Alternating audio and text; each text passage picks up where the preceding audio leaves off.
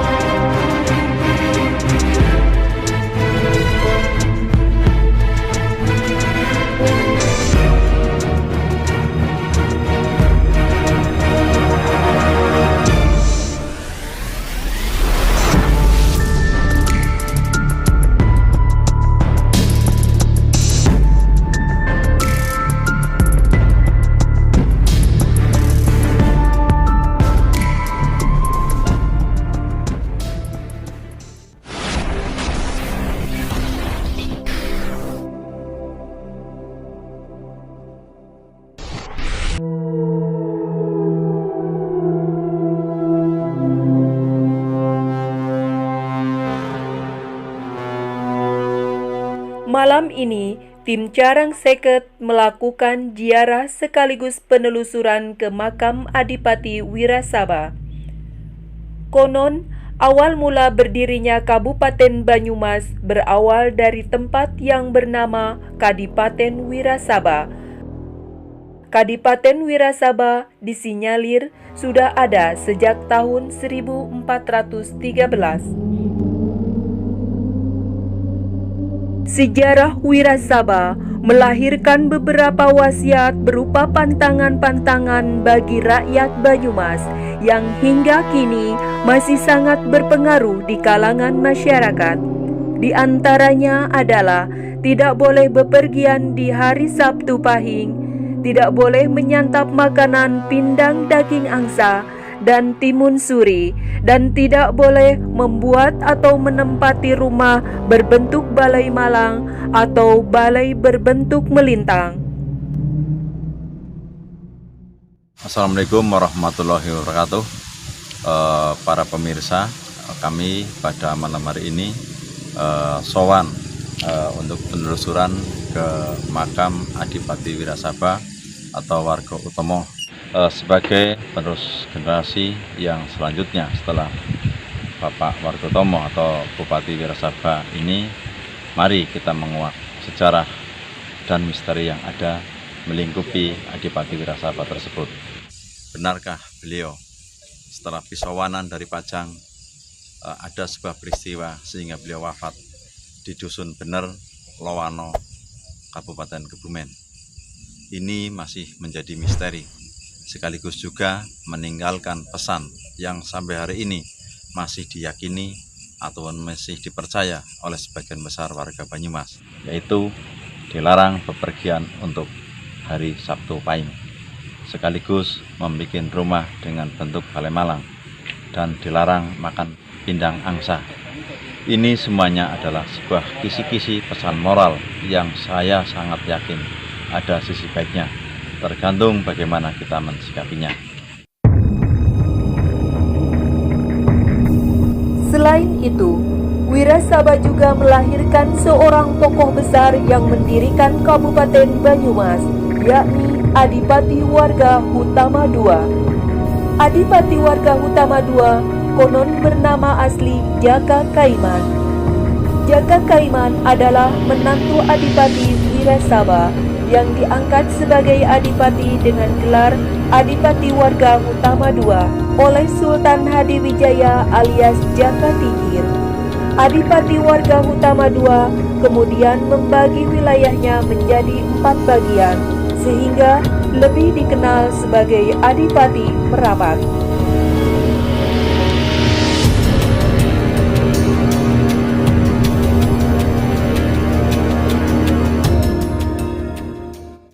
Disinilah awal cikal bakal 4 kabupaten berdiri di wilayah Kabupaten Purbalingga, Banyumas, dan Banjarnegara. Tidak kalah pentingnya ketika kita bicara hari jadi di 4 kabupaten atau yang tersisa sekarang, Banyumas, Purbalingga, dan Banjarnegara, kita seyogianya menilik ke sejarah.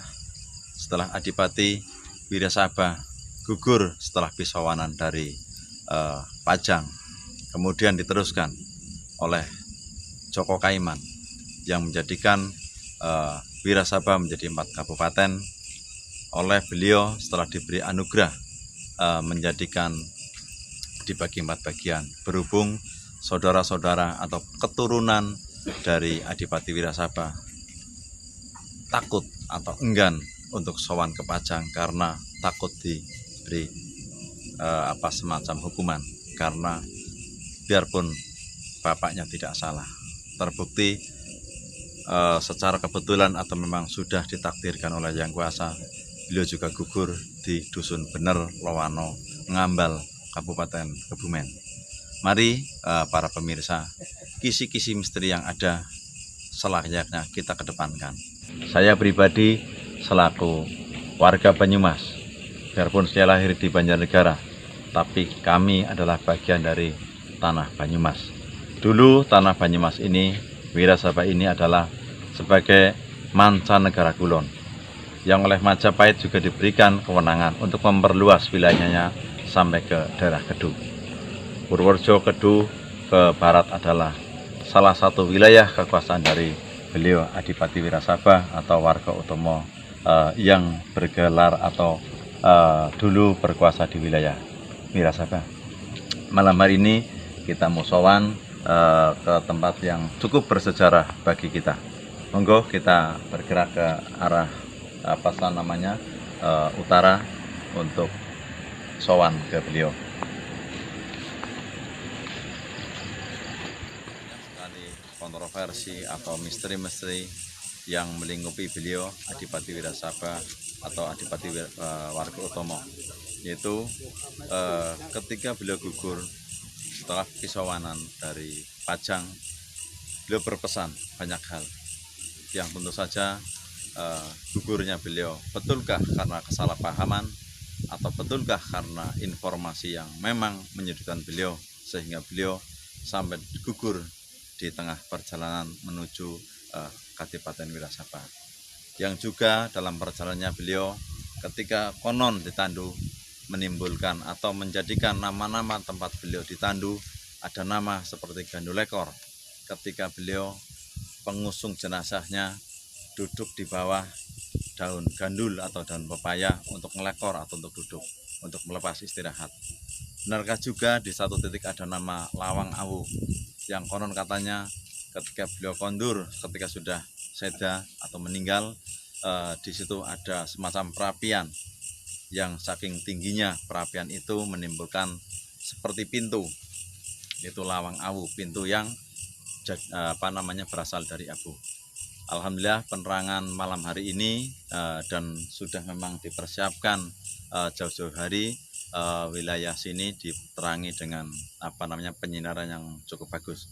Malam hari ini alhamdulillah kita bareng dengan juru kunci makam Adipati Wirasaba yaitu Bapak Muhammad Irsad. Monggo kita berbincang sebentar.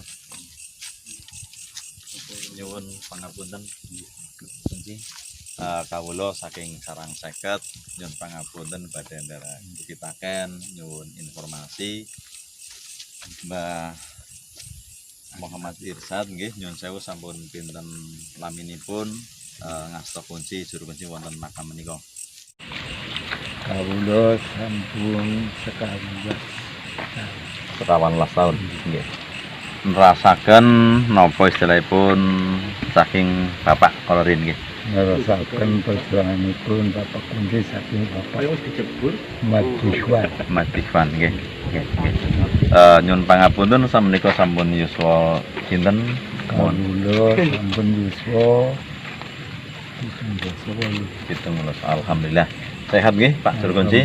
Nyuwun pangapunten kawula saking tim sarang 50 sebuah padepokan ingkang wonten wilayah Kecamatan Susukan lan Pucuk Lampok badhe nderek sowan dumateng lokasi menika khususipun menelisik sejarah Adipati Wirasaba utawi Warga Utomo ingkang kawula selaku penerus generasi badhe insyaallah nulat nopo ingkang sampun dipun perjuangaken wonten leluhur-leluhur kolorin.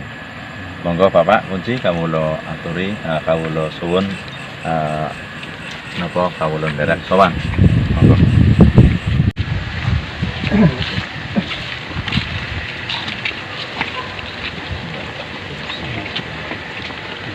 Ada beberapa undak-undakan yang hari ini malam hari ini kita turun ke lokasi.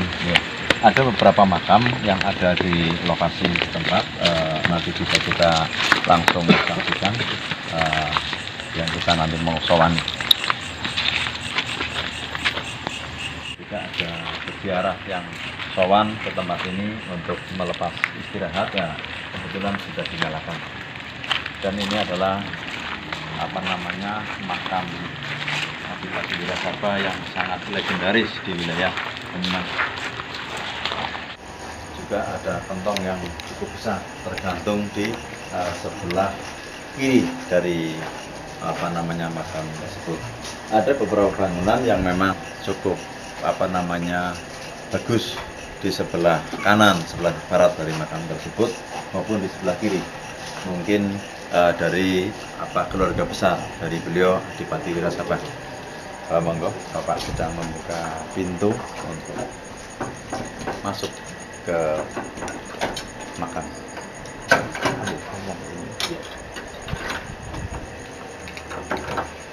Ada karpet yang sudah dipersiapkan ketika para peziarah sowan ke sini, memang sudah sangat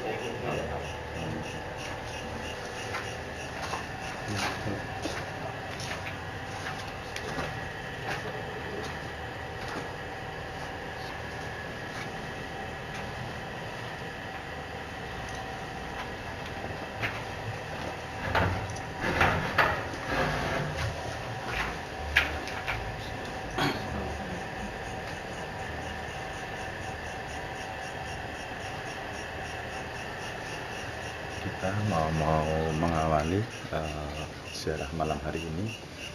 Ada 3 langkah yang nanti bisa disaksikan oleh beliau Bapak Kunci, juru kunci dari makam ini. Bisa kita masuk ke dalam. Baru kali ini luar biasa. Kebanyakan orang yang datang ke sini katanya itu terkabul.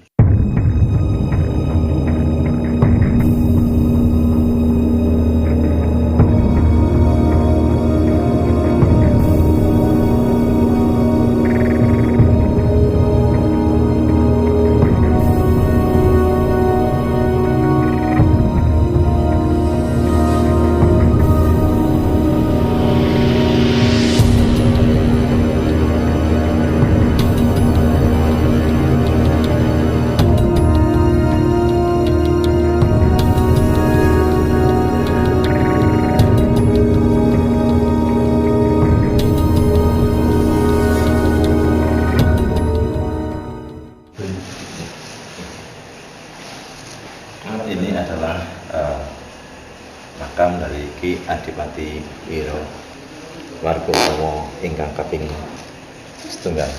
Bismillah. Bismillah.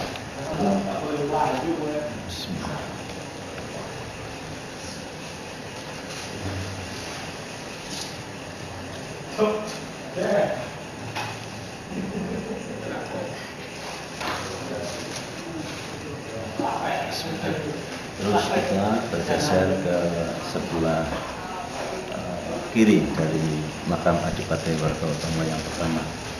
Ini nyuwun pirsa promosi nyuwun pangapunten menika ini adalah Mbah Putri Wargotomo yang pertama.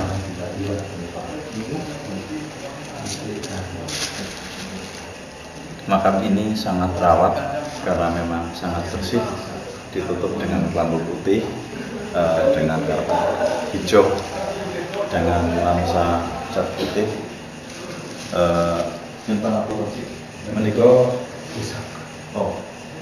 Ini adalah pusaka dari beliau Adipati Wargotomo yang pertama.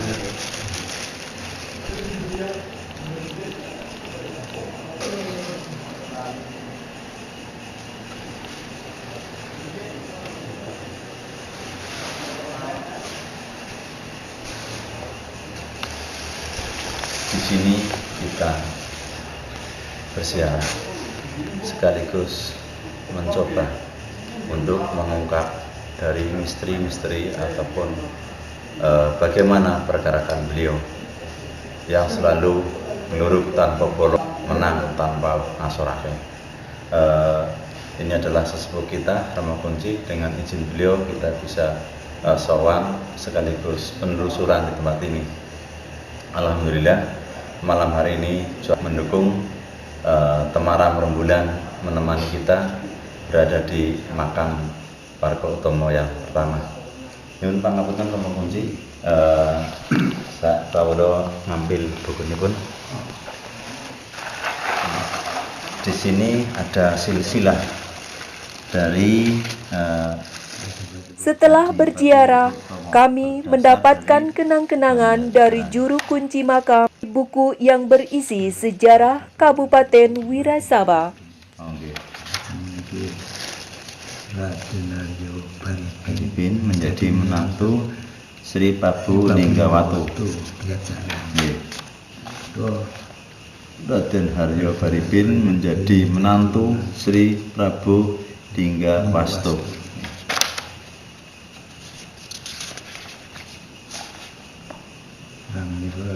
Raden atau Raden Haryo Banyak Sotro dan Dewi Ciptarasa. Sayyid Isnapi atas bin Zama alias Pangeran Bujangga. Sayyid Ismanapi atas bin Jangga atau Pangeran Bujangga. yang menika pesayanipun Nggih. napa mesti ya. Nggih. Niku dilasan. Nggih. Menika silsilah saking Nggih, kawula waosaken nggih. Di sini dari Banjarnegara, sejarah dan babatnya, objek wisata dan seni budayanya. Di sini dari Adipati Wirasaba ke-1 atau Ki Raden Adipati Wirahudaya ke-2, Adipati Wirasaba ke-6, Kiai Raden Adipati Warga Utama alias Adipati Sedaben. Yang kami bacakan di sini atau ada semacam silsilah adalah Adipati Wirasaba ke-1 Kiai Raden Adipati Wirahudaya, Adipati Wirasaba ke-2 atau Kiai Raden Adipati Wirahutomo, Adipati Wirasaba ke-3 Kiai Raden Adipati Wirahutomo II, Adipati Wirasaba ke-4 Kiai Raden Adipati Wirahutomo III, Adipati Wirasaba ke-5 Kiai Raden Adipati Surohutomo alias Joko Tambangan. Yang diteruskan oleh Adipati Wirasaba ke-6 Kiai Raden Adipati Wargohutomo alias Adipati Sedabener atau yang bersemayam di tempat ini. Terakhir yang Malang di Balai Malang, Kabupaten Wirasaba dibagi 4. Nah, ini adalah cikal bakal untuk 4 kadipaten yang setelah Adipati Wirasaba. Jadi untuk para budayawan, akademisi, pemerintah seyogyanya kita bisa mengawali napak tilas kabupaten yang tersisa sampai hari ini berawal Wirasaba ini, dan kebetulan lokasi atau titik nolnya Adipati Wirasaba beliau adalah di Desa Klampok, Kecamatan Purjo Klampok. Seandainya ini sebagai sebuah objek sejarah, objek wisata, maka Kabupaten Banjarnegara bisa mengawali parade budaya hari jadi Kabupaten Banjarnegara dari titik ini. Banjarnegara dari bagian barat sampai dengan nanti ke Pendopo atau ke Banjarwatulebu bisa terungkap secara satu persatu secara runut. Ini tentu saja kita serahkan ke pemirsa, budayawan, akademisi, ataupun siapapun yang peduli untuk mengungkap jati diri wilayah Banyumas pada umumnya. Tanpa mursalah hormat kami, nanti tim Sarang Sekat setelah mendapatkan izin dari beliau Romo Kunci Bapak Abdul Muhammad Irsyad, kami melakukan penelusuran di wilayah atau di sekeliling Adipati Wirasaba.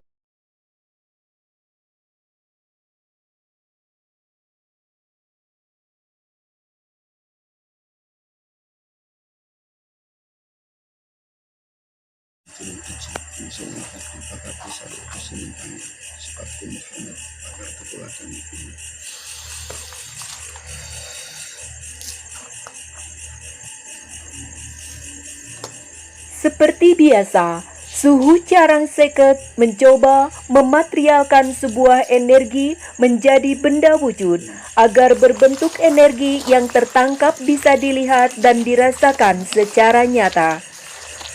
Kenapa saya ajak keluar? Karena biar tidak membuat keributan atau kekacauan di dalam komplek makam bupati. Secara etika kita tidak sopan kalau membuat kegiatan-kegiatan yang menimbulkan sedikit gerakan yang tidak sopan, apalagi di depan bupati seperti itu. Kita coba keluar di luar garis batas biar tidak banyak.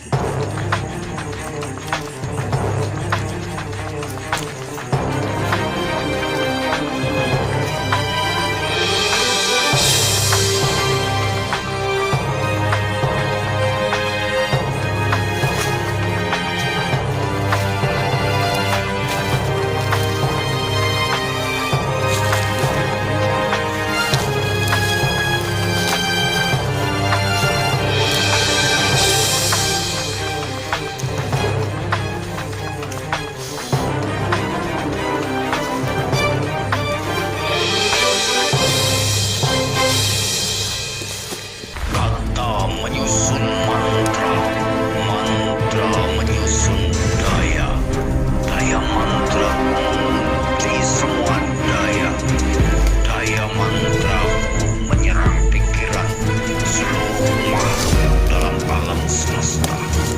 Kidung Pamungkas.